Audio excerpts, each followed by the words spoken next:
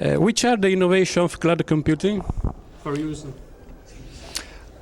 So the primary innovations for cloud computing are economies of scale by aggregating hundreds, thousands of servers in one location and offering computing services to remote customers much more cheaply, more reliably than they can do on their own.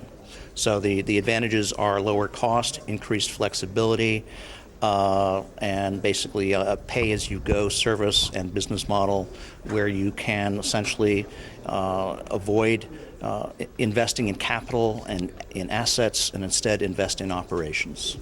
Which are the economic benefits of cloud computing? The economic benefits of cloud computing include lower costs for computing resources at a regional and national level, as well as potentially accelerating innovation in ICT technologies across a wide range of industries. The problem of security data. The problem of security data, that's still a problem.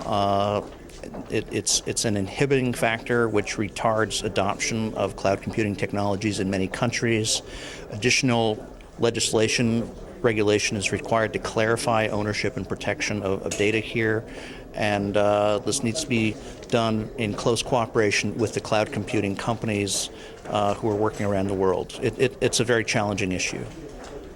And cloud benefits for school, cloud computing on school application? For education applications? Education. Well, one of the advantages of cloud computing in an education environment is that students can learn how to start new companies and develop new technologies much more quickly than under the old system where they had to essentially think about operating systems, equipment. It's also much cheaper for university school administrators to run ICT systems for personnel, for payroll, for health insurance, so you can run schools much more cheaply, much more effectively. You can run them remotely as well. You can have distributed workforces running education institutions and universities. Okay, thanks.